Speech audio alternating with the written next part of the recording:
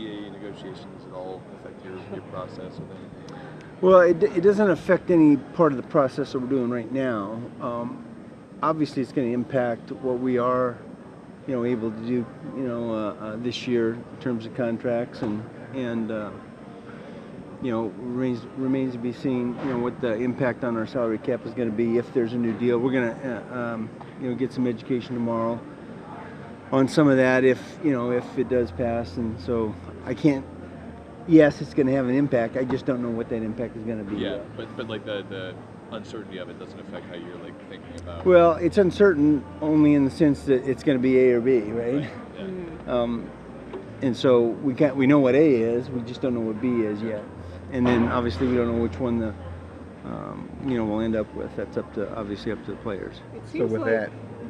So with that going into free agency, does that mean you couldn't do anything, I guess, concrete? It's going to impact us. I'm not sitting here saying we're not going to be able to do this particular thing or that particular thing, but it certainly is going to impact what we have available. It seems like a number of teams and their key free agents, they haven't been able to start negotiations because of the uncertainty.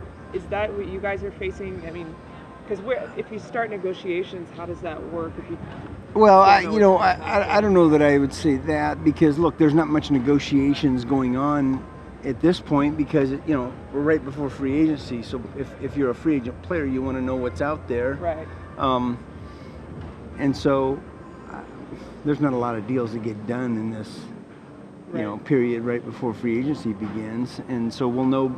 I hope we know before free agency begins exactly what we're going to have available, and I'm sure we'll know. That's what the league will tell us. I guess specifically Drew Brees, because that's a different scenario. He's already said New Orleans or nothing.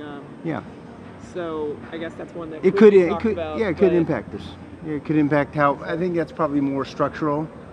But yeah, it could have an impact. Lots of CBA questions today. So all right. They're good questions. Listen, I've the same questions. I think most people hadn't even really thought about it until 2 days ago, and suddenly, it's 2 weeks until there might even be a vote, and that's right up against free agency. So it kind of just seems to put so many teams in a holding period. Yeah, and I think particularly the teams that are up against a cap like we are. A lot of people have been talking about the receiver class here. I know we asked you a little bit about it. But have you been able to get more familiar? Yeah, I've gotten a sense of it. Yeah, it's pretty strong. I think there's a number of positions that appear to be pretty strong early, in the early stages here, and that's certainly one of them. It's one of the things is like the high-end depth, right? Like a lot of potential first-round guys. But does that mean that there's also I think it's deep. Yes, I think that we would say, feel like it's a deep class, and yeah. You guys have gotten to your wants and needs and must stage. Can you say who fits what category? Yeah, I'd rather not say that. The answer is yes, we have gotten there. I'd rather not disclose that to you, John, or the public. Well, listen, yeah, that's right. It's more, we don't want to tip our hand to the competition. Other than receiver, what are the other positions that look like strength here? Yeah, look, I think we're impressed with the offensive line group. There's players every year at every position. I think when you look at it, it's like, okay, how deep does it go? Are you getting into the middle rounds where you can feel really good about getting a guy that can be a significant contributor, not just early but down the road, and I kind of feel like my sense of it is so far is that that it's pretty deep. The new combine schedule is kind of throwing some people for a loop. Just because it's different. Yep. How have y'all just kind of adjusted to how different things are, and if you're getting to be able to schedule the interviews that you want to schedule? Well, I don't have an answer as to whether we are adjusting to it. I can't tell you that, hey, I love the schedule or I don't love it yet, because we're not through it. We haven't had a day where we have workouts. That'll happen tonight for the first time. But so far, look, we've been able to get our work done. You know, the most important thing here is the medical. Our doctors and the medical people are getting that done. And that seems to be working fairly smoothly. We've been getting our interviews done during the mornings. That's different, you know, 10 a.m. to 3 p.m. as opposed to, you know, being there all night. That's a little different. But look, we're getting good interviews, and I think the guys are fresher. So, you know, I kind of feel like the interviews are a little more enthusiastic. You know, the rest of it we'll see how it goes. But I don't have any criticism of the schedule yet. At this point, we'll have some things that maybe we can do better. And I think the guys that worked really hard at you know, tweaking the schedule and finding a way to make it work have done a good job. And they're certainly going to be open to feedback after the combine's over. I think you said you were kind of looking forward to some of the adjustments made in the drills. Yeah, I'm anxious to see that. You know, what are the adjustments that you're looking for? Yeah, listen, I don't know yet. I don't know what the adjustments are. I know that they've taken out a few things, drills that maybe we all felt like, what are we doing that for? And installing some of the more common drills that we see at pro days. I don't know exactly which ones, you know, have been taken out and which ones have been put in yet. I'll get to see that. We'll get to see that beginning tonight. So, and there's going to do some things that, you know, relative to timing that we haven't done in the past. So, I think it'll be good. So, have there been any talks with Breeze and his agent beyond, hey, I'm coming back? No, nothing substantive. No.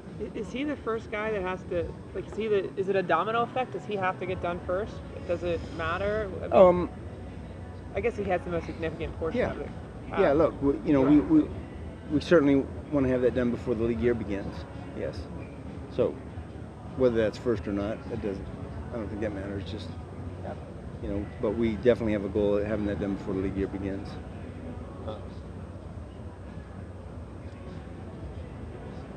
With him back in the fold, does that provide more clarity on some of the other guys? Because that was like, if he didn't come back, then you had different decisions to make.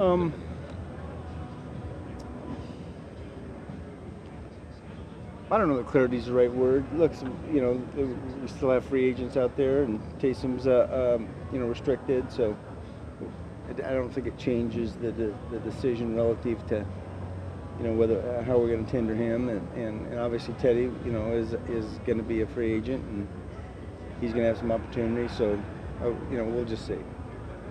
Do you like try to extend Taysom to where another team can't? Yeah, I don't want to get into that. That's a conversation that I'll have with his representation, and I don't really want to, you know, talk about that in the media before we have a chance to talk about that with him and his people. But look, I know Taysom's had a good experience in New Orleans, and we've had a good experience with him, and obviously I think we'd like to continue that, and I think he stated he'd like to continue. So you guys are always pretty thorough. Do you have, I guess, your scenarios? A, if the CBA stays this way.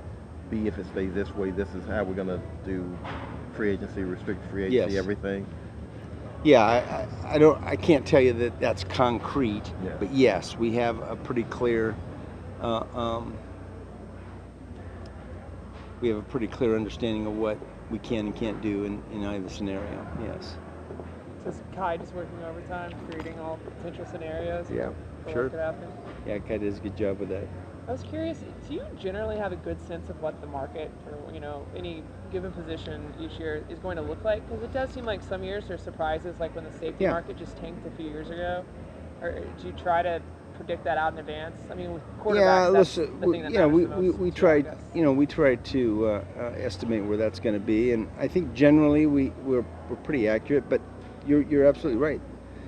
You know, it seems like every year there's a surprise position or a couple surprise players that, didn't see that coming. You know, and you know, even one guy's contract can impact the entire market. So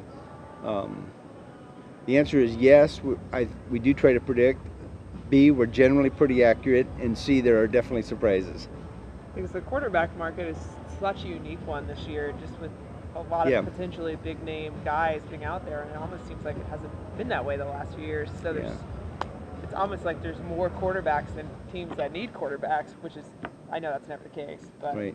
maybe it's just because Brady is kind of floating out there, and that's why it's different. I don't know. Well, certainly got more attention because Yeah. of him and And Drew Rivers.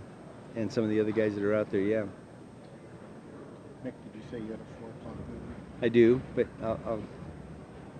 I'll answer anything else you guys have, Do you or I'll not answer anything else you guys you probably have. want to answer this, but do you feel comfortable with 5 picks? It seems like the number of picks lately, just because of the trades you guys have been Yeah. doing, hasn't been. Well, no. Volume hasn't The been answer is no. I don't. I'd like to have more picks, Yeah.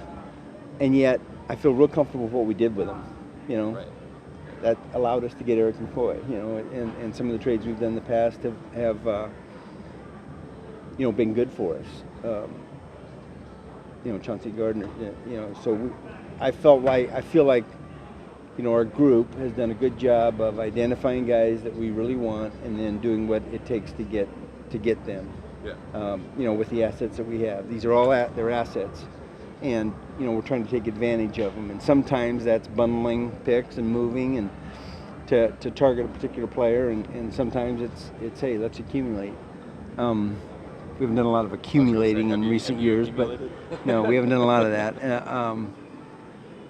But look, we've had some good drafts here in the last 3 or 4 years, and so I feel really strongly that our approach has been right.